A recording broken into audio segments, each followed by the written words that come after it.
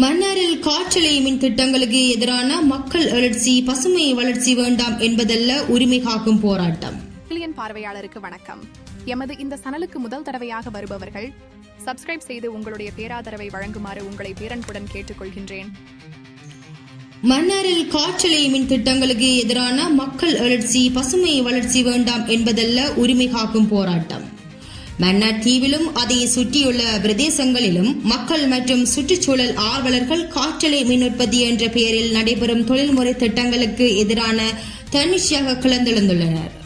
இவர்கள் வலியுறுத்துவதாவது, இந்த திட்டங்கள் பசுமை ஆற்றல் என பெயரிட்டு முன்னெடுக்கப்பட்டாலும் உண்மையில் அவர்களின் வாழ்வாதாரத்தையும் பறவைகளின் இடப்பெயர்ச்சி பாதையையும் நீர்நிலைகளையும் மண்ணின் இயல்பையும் அளிக்கும் ஆபத்தான விளைவுகள் ஏற்படுத்துகின்றன. மாற்று மின்சாரம், ஆனால் முறையில் குறைபாடுகள். இந்த காற்றலை மின் உற்பத்தி திட்டங்கள் மின் உற்பத்திக்கு மாற்று வழியை நம்பிய முயற்சியாக கூறப்பட்டாலும் அவற்றை நிறைவேற்றும் நடைமுறைகளில் பல கேள்விகள் எழுந்துள்ளன.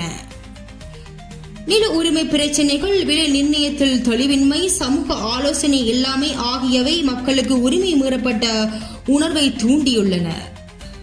வளர்ச்சி பெயரில் மனிதநேயமில்லா முன்னேற்றம், இயற்கை செழிப்பும் சமூக நீதியும் ஒரே நேரத்தில் பாதுகாக்கப்பட வேண்டிய அவசியமுள்ள மன்னார் போன்ற இடங்களில் முன்னேற்றம் மற்றும் வளர்ச்சி என்ற பெயரில் அரசாங்கமும் முதலீட்டாளர்களும் மக்கள் உரிமையை பொருட்படுத்தாமல் திட்டங்களை முன்னகர்த்துவது மனிதநேயமில்லாத செயல் என்று உள்ளூர் மக்கள் உணர்த்துகின்றனர். மக்கள் போராட்டத்தின் உண்மையான செய்தி, எனவேதான் மக்கள் தன்னிச்சையாக களமிறங்கி போராடத் தொடங்கியுள்ளனர். இந்த போராட்டத்தின் மூலம் அவர்கள் தெரிவிக்கின்ற செய்தி தெளிவானது. மன்னருக்கு வளர்ச்சி வேண்டாம் என்பதல்ல, மாறாக பசுமை வளர்ச்சி, மக்கள் உரிமை என்பதே. வாழும் சூழலும் சமூக ஒற்றுமை, சுற்றுச்சூழலின் இயற்கை மற்றும் காக்கப்படும் வகையில் மட்டுமே வளர்ச்சி வேண்டும் என்பதே அவர்களின் கோரிக்கை.